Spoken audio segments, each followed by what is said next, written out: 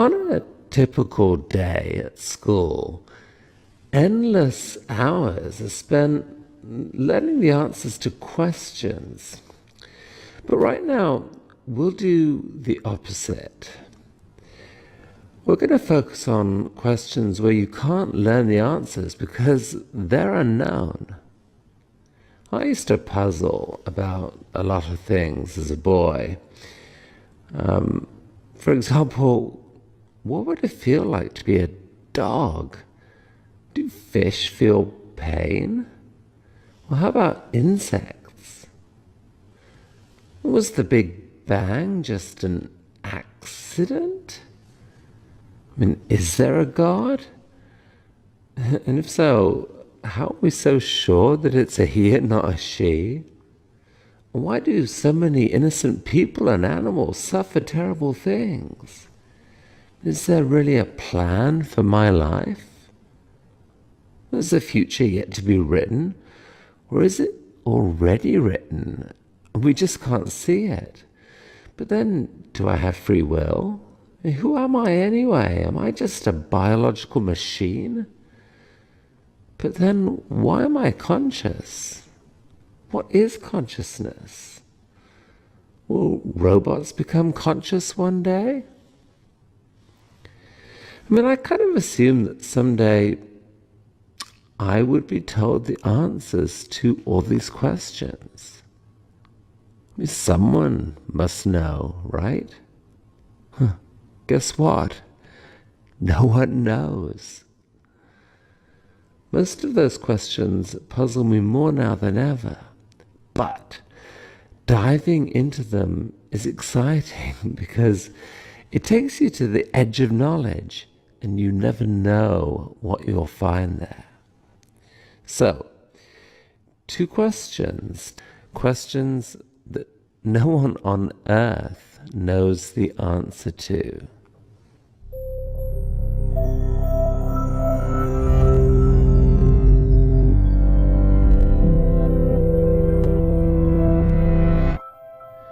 Sometimes when I'm on a long plane flight, I gaze out at all those mountains and deserts and try to get my head round how vast our Earth is.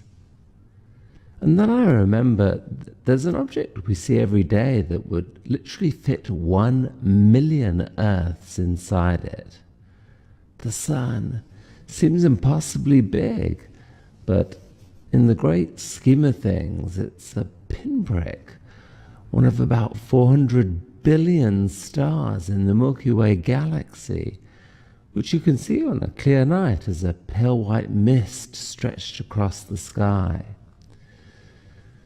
And it gets worse. There are maybe 100 billion galaxies detectable by our telescopes. So if each star was the size of a single grain of sand, just the Milky Way has enough stars to fill a 30-foot by 30-foot stretch of beach, 3 feet deep with sand. And the entire Earth doesn't have enough beaches to represent the stars in the overall universe. Such a beach would continue for literally hundreds of millions of miles. Holy Stephen Hawking, that is a lot of stars. But he and other physicists now believe in a reality that is unimaginably bigger still.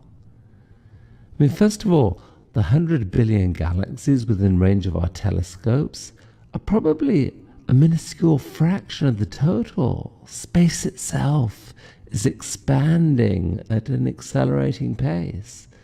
The vast majority of the galaxies are separating from us so fast that light from them may never reach us.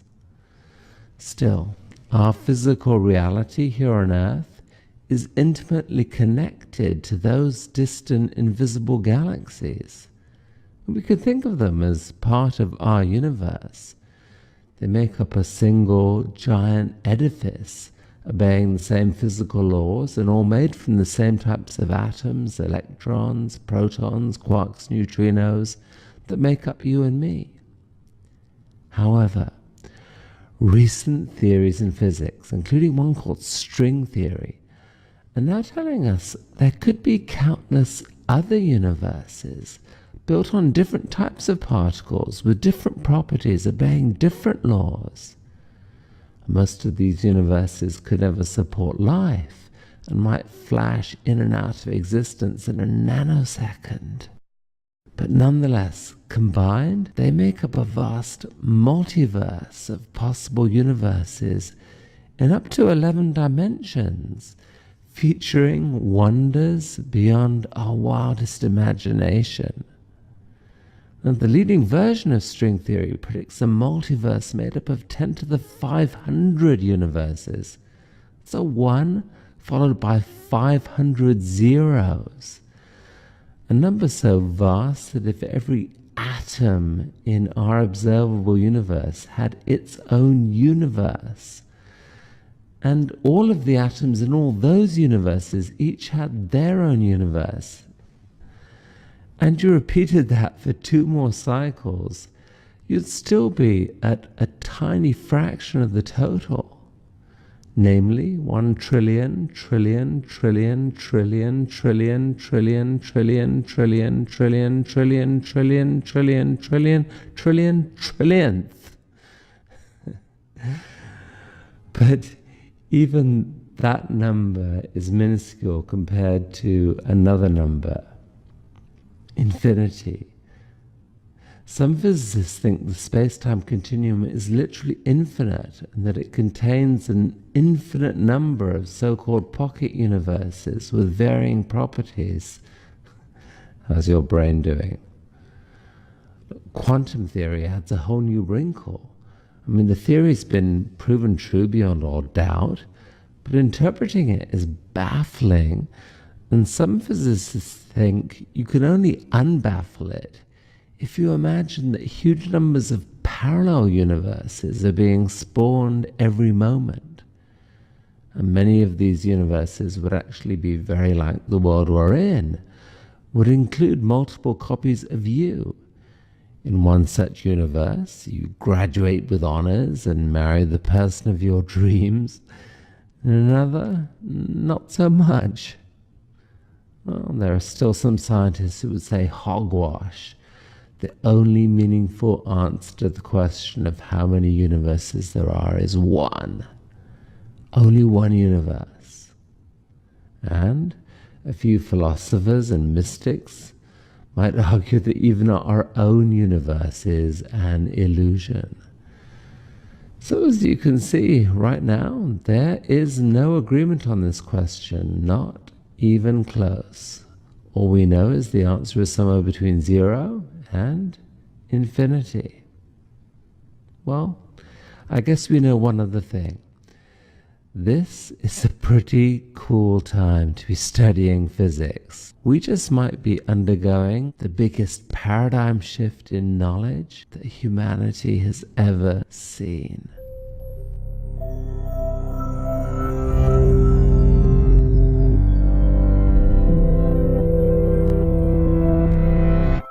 Somewhere out there in that vast universe, there must surely be countless other planets teeming with life. But why don't we see any evidence of it?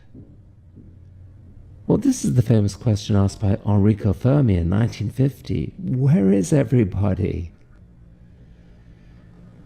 Conspiracy theorists claim that UFOs are visiting all the time and the reports are just being covered up. But honestly, they aren't very convincing. But that leaves a real riddle. In the past year, the Kepler Space Observatory has found hundreds of planets just around nearby stars. And if you extrapolate that data, it looks like there could be 500 billion planets just in our own galaxy. If only 1 in 10,000 has conditions that might support a form of life, that's still 50 million possible life-harboring planets right here in the Milky Way. So here's the riddle. Our Earth didn't form until about 9 billion years after the Big Bang. Countless other planets in our galaxy should have formed earlier and given life a chance to get underway billions, or certainly many millions of years earlier than happened on Earth. If just a few of them had spawned intelligent life and started creating technologies, those technologies would have had millions of years to grow in complexity and power. On Earth, we've seen how dramatically technology can accelerate in just 100 years. In millions of years, an intelligent alien civilization could easily have spread out across the galaxy, perhaps creating giant energy harvesting artifacts, or fleets of colonizing spaceships, or glorious works of art that fill the night sky. At the very least, you'd think they'd be revealing their presence, deliberately or otherwise, through electromagnetic signals of one kind or another. And yet we see no convincing evidence of any of it. Why? Well, there are numerous possible answers, some of them quite dark. Maybe a single super-intelligent civilization has indeed taken over the galaxy and has imposed strict radio silence because it's paranoid of any potential competitors. It's just sitting there ready to obliterate anything that becomes a threat. Or maybe they're not that intelligent. Or perhaps the evolution of an intelligence capable of creating sophisticated technology is far rarer than we've assumed. After all, it's only happened once on Earth in 4 billion years. Maybe even that was incredibly lucky. Maybe we are the first such civilization in our galaxy. Or perhaps civilization carries with it the seeds of its own destruction through the inability to control the technologies it creates. But there are numerous more hopeful answers. I mean, for a start, we're not looking that hard, and we're spending a pitiful amount of money on it.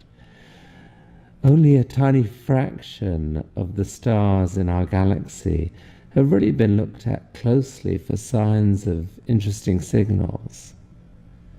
And perhaps we're not looking the right way. And maybe as civilizations develop, they quickly discover communication technologies far more sophisticated and useful than electromagnetic waves.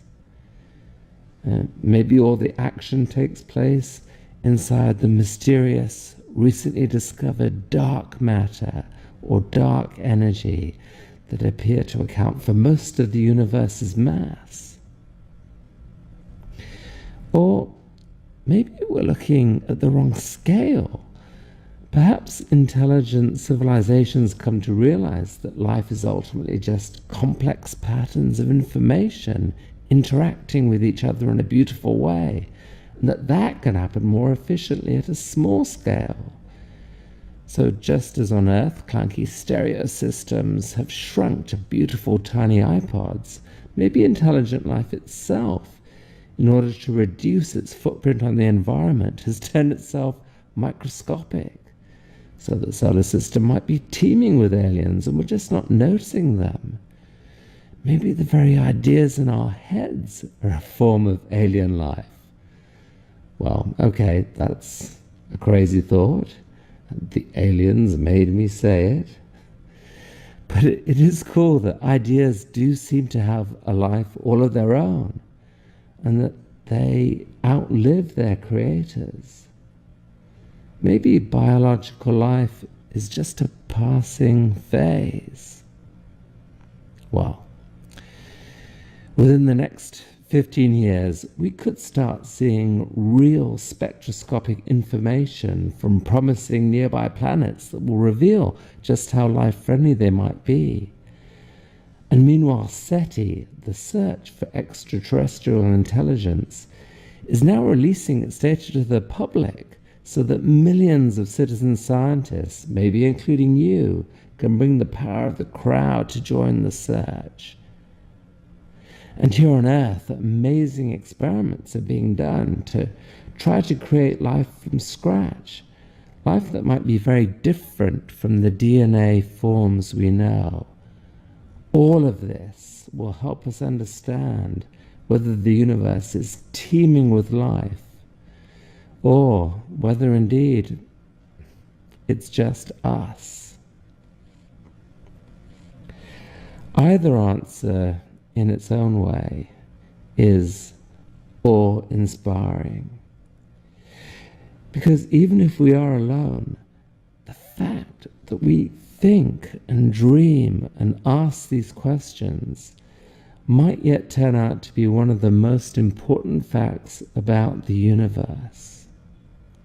And I have one more piece of good news for you. The quest for knowledge and understanding never gets dull. It doesn't. It's actually the opposite. The more you know, the more amazing the world seems. And it's the crazy possibilities, the unanswered questions that pull us forward.